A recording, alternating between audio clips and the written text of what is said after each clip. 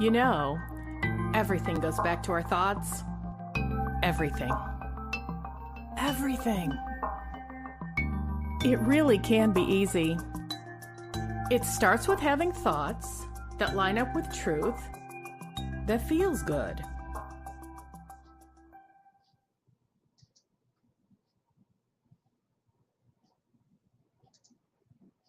Hello and welcome to Wendy Dillard's Live, and I'm your host, Wendy Dillard. So, if you haven't been here before, you may not know, but I'm here to bust the myths about law of attraction and help teach truth.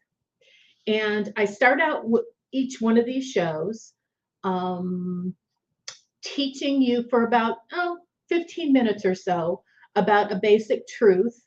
And then I take questions from viewers by viewers putting a question in the chat. And then I do my best to answer it and give you actionable insight so that you can work toward manifesting the desires that you want or dream of. So tonight I want to talk about what actually constitutes the ability to attract what you desire. Well, first of all, the law of attraction only speaks one language. It doesn't speak the language of words, even though we use a lot of them and we do affirmations and we think that those words are going to make a difference. But the words themselves is not what law of attraction recognizes. Law of attraction only recognizes your vibration. And your vibration is made up of both conscious thinking and unconscious thinking. So every time you have a thought, there is an associated vibration that connects to that thought or that's generated by that thought.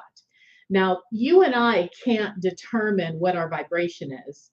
So for us, our thoughts create emotional feelings. So we actually have a feeling associated with every one of our thoughts.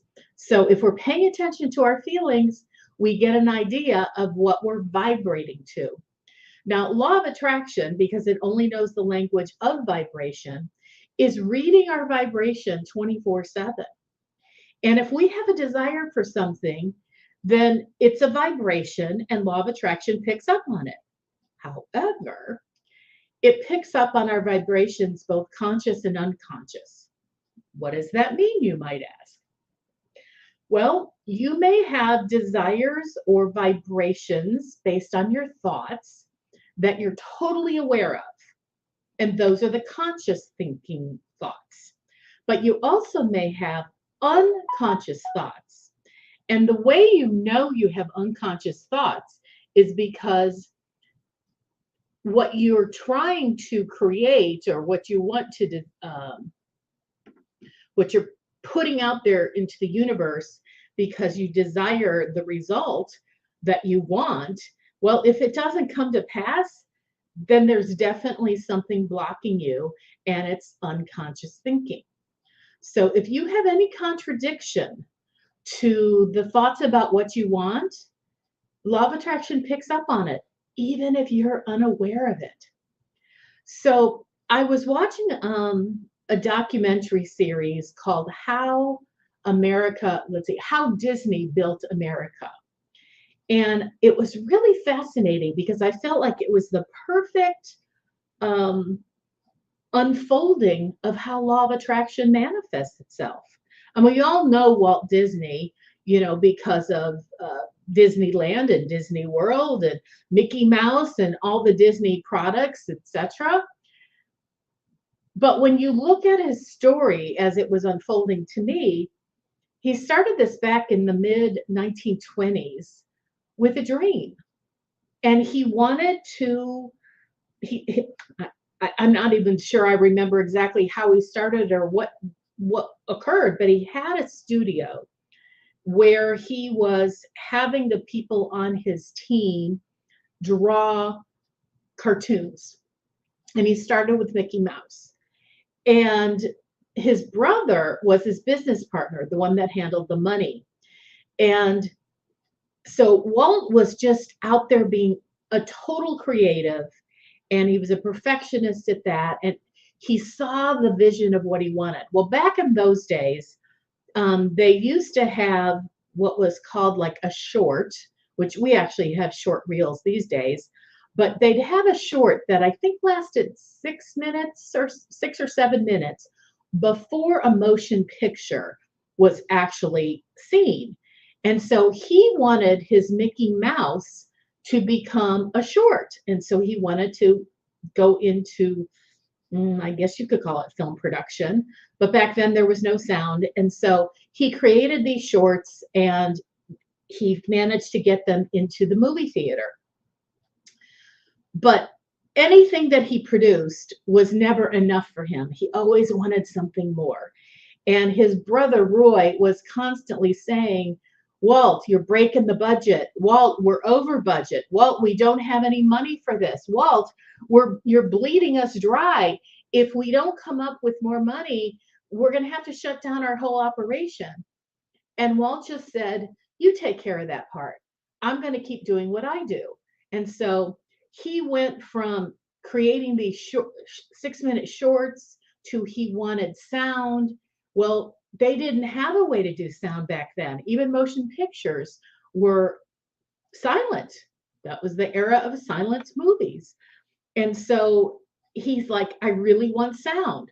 So he was determined he was going to get sound. And he had to have a team of people that actually created the technology that would create sound to synchronize with his cartoons. And all along, his brother kept saying, this is breaking the bank. We can't afford this. But Walt did not focus on the money aspect. So then, go forward, they somehow would come up with the money and he would be successful. And then, fast forward, he wanted to create a full-length movie animated production. And that was how Snow White came to be. And again, the technology necessary to create what he created didn't exist. And so his team of experts went to work to create it. And all along, his brother was saying, you're breaking the bank. We're not going to even be able to get this to market because we're going to go bankrupt. And again, Walt would say over and over, that's not my job. You take care of it. So anyway, to make a very long story short, we all know that Walt Disney, did all the things that he decided to do. And, eventually he went on to create, a theme park. And he was so immersed in what his desire was, he didn't see anything else. And it's like he didn't really even listen to his brother. Now, his brother was doing right by him and trying to keep him in the loop about the finances. But Walt just kept focusing on what he desired. Well, this is a really important aspect of law of attraction because since Walt was not mired down with the concern about the money and how things might not happen, he didn't have to experience what his brother was experiencing, where his brother was so focused on the money aspect that that's all he could see. But Walt was so focused on the creativity and the perfection of what he wanted to see come to life. And that's the vibration that he was swimming in and living in. And so law of attraction picked up on his vibration, which was all about creating these cartoons in the magnificent way that Walt wanted them to. And Walt did not have lack mentality. Because he wasn't focused on the money and what it would take to actually put this out there, and he just stayed narrowly focused on what he desired, law of attraction brought to him the resources that were necessary for his vision to come to pass. And there were times that it even would surprise Roy, his brother, because money just sort of fell out of nowhere. And businessmen offered him opportunities that were just unheard of. And at one point, they went to Bank of America and borrowed a gazillion million dollars. Okay, that's my way of exaggerating because I don't remember the exact number. But they borrowed a gazillion million dollars, and the bank people were like with him and believed in him. But that was after they'd already been to a million other banks that said no, no, no. But Walt just said, we're going to find somebody who believes in us. And eventually he did. And Bank of America believed in them. And even when it got to the point that Bank of America is like, okay, you're just hemorrhaging money, Bank of America kind of gave him a deadline and said, okay, you have 3 months to complete this because we're not giving you money after 3 months' time. And Walt said, okay. So he went to the people who were doing his creative work and said, how long will it take us to complete this? And they said, I think it was something like a year. And Walt said, okay, you have 3 months. And they were working 24/7 with the knowledge of they had 3 months. And sure enough, they completed it in 3 months. And therefore, they didn't lose their loan. They got it put out into the movie, into the cinema. But the whole thing, and this is what just absolutely blew my mind, the whole thing that I saw in this documentary was how Walt Disney did not lose sight of what he desired. And his desire was so powerful that law of attraction could only read one thing into what was being desired. And I think that's pretty darn fascinating. And I know for me, I certainly don't have the clarity of thought that every time I want something, that I don't somehow let my doubts or concerns color or muddy the waters, therefore creating a mixture of desire. And law of attraction gets this. Wendy wants this, but she's also afraid of it. Wendy wants this, but she's in doubt. Wendy wants this, but she's not certain. And so I kind of get a mixed bag on things that are really, really, really important to me. But I loved being reminded that for Walt Disney, every single thing he did was so important to him. But he held on to his belief and his faith that he was going to make it happen. But I don't think that he was thinking to himself, I'm going to make this happen. I think he just had this childlike wonder that didn't ever think about not getting what he wanted was even a possibility. He just stayed so focused on what he wanted. And in the documentary or the docu-series, I loved how they portrayed this because Walt is like leaning over one of his graphic artists who's, drawing, and Walt's giving feedback. And in comes Roy, his brother, saying, Walt, we can't afford this. Walt, we're going to go bankrupt. Walt, Walt, all these negative things. And it's like Walt stayed so tuned into looking over the shoulder of one of his graphic artists. He never even turned toward Roy to even pay attention to him. Now, I'm not saying that's good or bad, but in the portrayal of this, I found it really fascinating that it showed me this picture of pure positive desire. And you couldn't get more pure and positive than Walt Disney and all of his creations. And even though Walt Disney is no longer with us, it's like his legacy goes on. And one of the things that was said in the docuseries was Walt Disney said that Disneyland will never stop because as long as there are new creations, Disneyland will continue to expand. And I think that's pretty cool.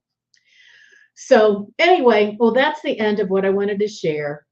And since I do this show, which is every Tuesday night at 6 o'clock Central, 7 Eastern, um, it's also available for you to watch and replay. This show is simulcast on Facebook, LinkedIn, and YouTube. And if you don't catch this until after the show is over, no worries. You can go to a playback and watch it. And I hope that you will greatly benefit from the information that I present. I'm also a law of attraction coach. And so if you are interested, let's see, let me go get this. If you are interested in having a private conversation with me, you can go to my website, which is wendydillard.com, and go to the bottom and click on the button that reads Book a Free Exploratory Conversation. It's in the footer, so it's on every single page. And so anyway, that's how you can work with me. Otherwise, you can watch these on any one of the platforms that I told you, LinkedIn, Facebook, or YouTube. And you can watch this episode or you can watch past episodes. I hope they edify you and that you learn something, and from it you're able to produce the results in your life that you really desire. Because one of the things that's important to me is I want to help you build a relationship with the law of attraction and understand what law of attraction requires in order for you to get what you desire. So I don't see any viewers that are asking questions. So I guess I'm just going to cut this off pretty short. Yeah, that's it for tonight. I thank you for watching tonight and or in the future. And this is Wendy Dillard signing off. Thank you for being here. I appreciate it.